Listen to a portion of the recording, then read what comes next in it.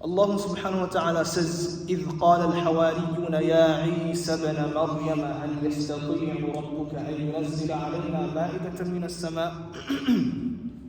The followers of Isa alayhi salam, you can pretty much say the Sahaba, the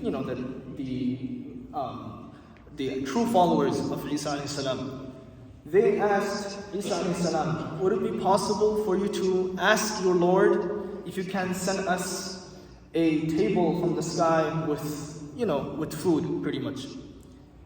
And Isa alayhi salam said, قَالَ اتَّقُوا اللَّهِ. He didn't say, okay, I will ask Allah subhanahu wa ta'ala. Because his people, his followers already knew that the previous nations, in their book it's mentioned as well, that the previous prophets and their followers, they dealt with the same issue. Clear miracles like this would come and they would reject. And they would turn a blind eye and they wouldn't even care about it and would go back to their old ways and still be misguided. So Isa alayhi salam said, come on, seriously, you still, ittaqullah, fear Allah. And he didn't take it seriously. And then the followers of Isa alayhi salam said, قَالُوا نُرِيدُ أَن نَأْكُلَ مِنْهَا. We want to just eat from it. نريد أن نأكل منها وتطمئن قلوبنا ونعلم أن قد صدقتنا ونكون عليه من الشاهدين. So look at this. They first said just to send this food. And they're followers of Isa alayhi salam. And look, they are going back to the same ways. Because it's mentioned in their book. The previous prophets, their followers did that to confirm and affirm if the prophet is true or not. So they're doing the same thing again. They said, we just want to eat from it, and we just want our hearts to be content, just in case to see if you're a true prophet or not. And then Isa alayhi salam said, خلاص. Then he said, اللهم ربنا أنزل علينا مائدة من السماء تكون لنا عيدا لأولنا وآخرنا وآية منك. Then he made dua to Allah subhanahu wa ta'ala and said, Oh Allah, send us this table from the sky, from your rizq, from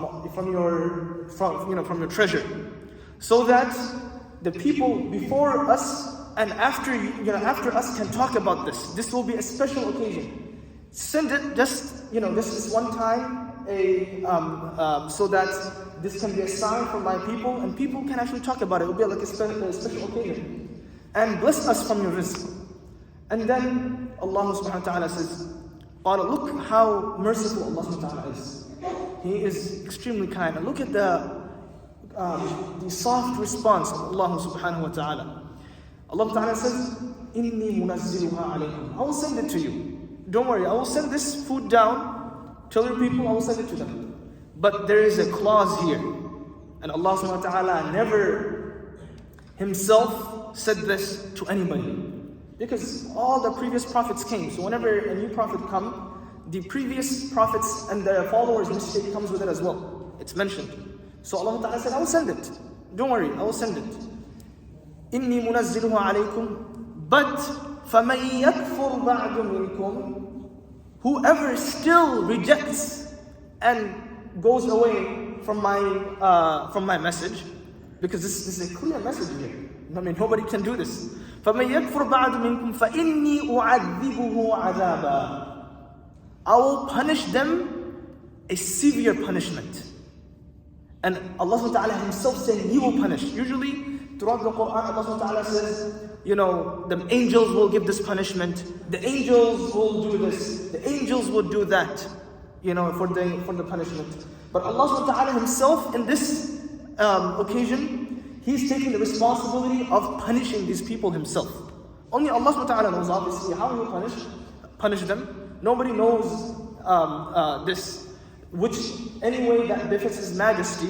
Only Allah subhanahu wa ta'ala knows how He will punish them. But He's saying Himself that He will punish them. فَإِنِّي أُعَذِّبُهُ عَذَابًا. Oh, this part is very scary, and we can derive a lot of lessons from it. فَإِنِّي أُعَذِّبُهُ عَذَابًا لَا أُعَذِّبُهُ أَحَدًا مِنَ الْعَالَمِينَ. I will punish them in a way that I've never punished anybody ever before in all of the humanities. Every single human beings that came from before to now, He's never punished anybody like this. And whoever rejects my message, after seeing this, will punish them. And this goes back, brothers and sisters, this goes back to the ayah where Allah Ta'ala says, يَا أَيُّهَا الَّذِينَ آمَنُوا لَا تَسْأَلُوا عَنْ أَشْيَاءَ إِن تُبْدَ لَكُمْ تَسُؤْكُمْ. O you who believe, do not ask things that when you hear the response, it may displease you. A lot of times, just like the previous nations, and we have the same mistakes ourselves. We busy ourselves with questions and with things that doesn't really help us in this life or the next. We want to know things that that has no meaning whatsoever. Oh, how did this person live in the past? Oh, how's the rule of this? How's the rule of that? Oh,